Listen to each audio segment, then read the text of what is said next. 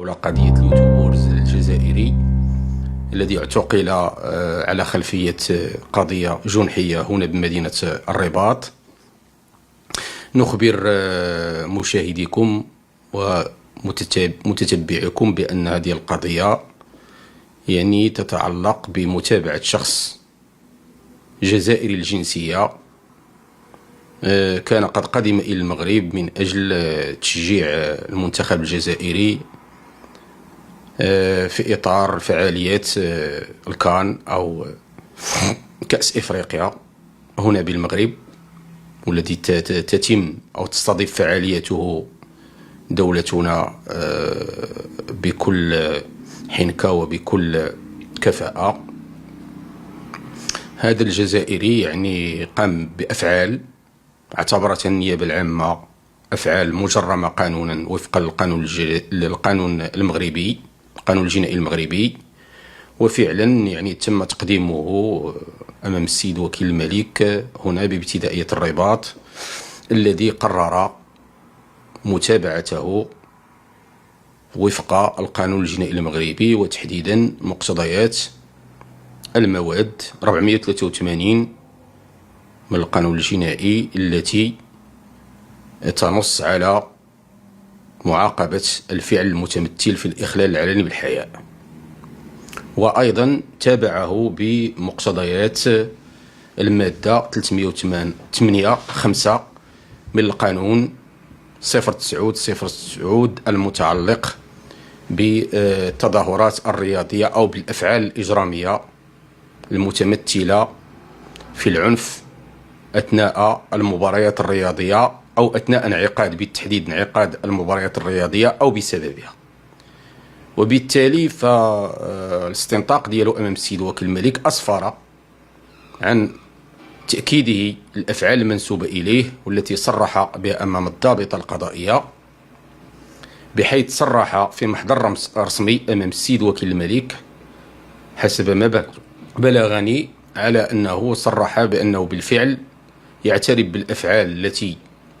أقر بها أمام الضابطة القضائية، وصرح بالحرف على أن السب والقذف كان يوجهه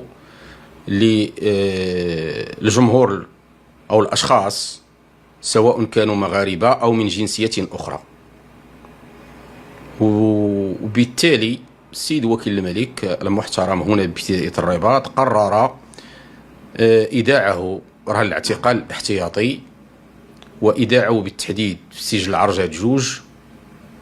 وتأخر الملف بعد أن تم عرضه على المحاكمة بالجلسة المنعقدة بالأمس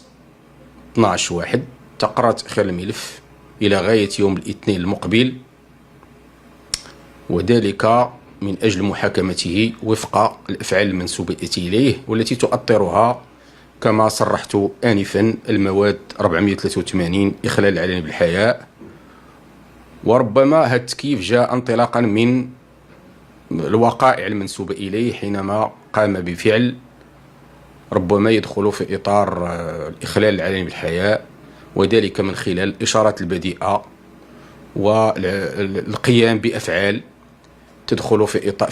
يدخل في إطار الإخلال العلني بالحياء. وهذا ما اتضح من خلال المنشور أو من خلال الفيديو الذي نشره على مواقع التواصل الاجتماعي. أما الفعل الآخر المجرم المتابع به فهو يتمثل في الفقرة الثانية من المادة 308.5 من القانون كما أشرت 0909 المتعلق بالملتقيات الرياضية أو بمناسبة أثناء انعقادها أو بمناسبة انعقادها، وهو غير متابع بالفقرة الأولى من هذه المادة التي تتعلق بنشر خطاب التمييز والكراهية في حق الأشخاص وفي حق الهيئات، وإنما اقتصرت المتابعة على المادة كما يظهر الفقرة الثانية من هذه المادة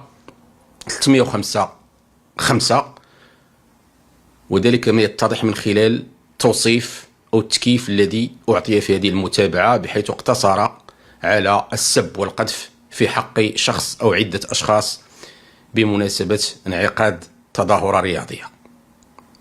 بالتالي سوف يجد نفسه أمام هذين النصين النص الأول اللي هو المادة 483 تعاقب بعقوبة حبسية من شهر إلى سنتين وبغرامة. يعني هذه الغرامة كما يتضح يعني تتحدد في يعني كما قلت هذه الغرامة تتحدد في بداية من 200 درهم إلى 500 درهم. والمشرع لم يعطي هناك الخيار، بحيث نص على العقوبة الحبسية من شهر واحد إلى سنتين وبغرامة، بمعنى القاضي ملزم أن يحكم بعقوبة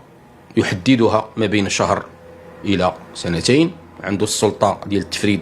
السلطة التقديرية تحديد العقوبة حسب خطورة الفعل، حسب شخصية المتابع أمامها هذا الشخص. في حين أن المادة 305 كان نوجدوا على أنها أعطت الاختيار، يعني يمكن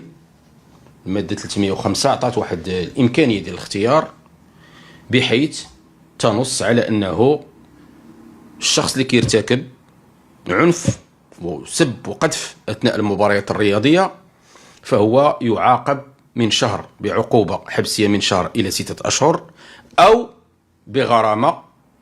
اللي كتبدا من 1200 درهم إلى 10,000 درهم. والقاضي عنده الاختيار، إما يحكم بالحبس أو بالغرامة. إذن يتضح من خلال هذا التحليل على أن السيد هذا الجزائري، هذا المشجع الجزائري متابع يعني بمادتين كما قلت من القانون الجنائي المغربي. والسيد وكيل الملك أصبح ملزما بتبرير الاعتقال الاحتياطي، يعني ملي كيتقدم أمام واحد الشخص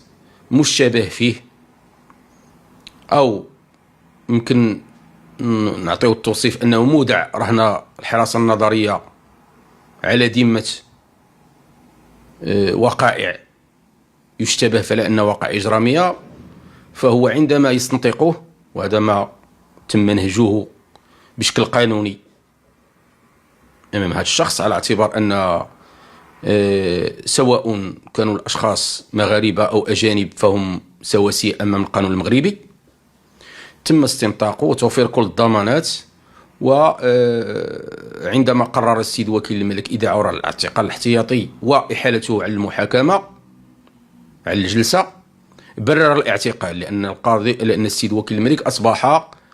يعني ملزما بتبرير الاعتقال في مقتضيات المادة 74(1) من قانون المسطرة الجنائية الجديد. هذا التبرير اللي عطى السيد وكيل الملك حده في أولا انعدام الضمانات ديال الحضور،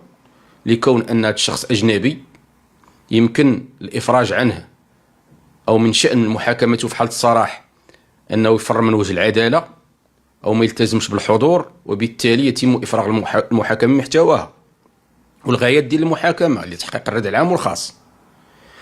أو وثانيا برر هذا الاعتقال بخطورة الأفعال، وبرر أيضا الاعتقال بعدم جدوى تطبيق إحدى التدابير مثل الرقابة القضائية لكون الشخص أجنبي ويخشى أن لا يلتزم بها التدبير، وبالتالي يعني تصبح التدابير المتخذة في حقه عديمة الجدوى. ولذلك وأيضا ثبت لديه على أن الأفعال المنسوبة إلى المتهم كافية لإيداع الاعتقال الاحتياطي لما وضع يده على وسائل الإثبات التي اتضح له أن هناك علامات وسائل الإثبات التي سوف تسعف في محاكمته وثبوت الفعل المنسوب إليه. ولذلك قرر اعتقاله ومحاكمته في هذه الوضعية،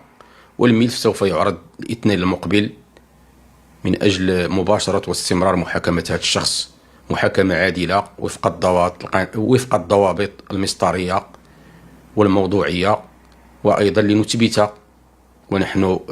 ننظم هذه التظاهرة القارية، نثبت للجميع على أن المغرب هو بلد مضياف، وهو بلد المؤسسات وبلد القانون. وبالتالي إذا ما حدثت مثل هذه الوقائع التي لا نتمنى أن تحدث، أو مثل هذه الحوادث التي لا نتمنى أن تحدث، فشيء طبيعي على أن كل شخص اقترف فعل يعد خرقا للقانون الجنائي المغربي سيحاكم وفق الضوابط القانونية، لا فرق بينه وبين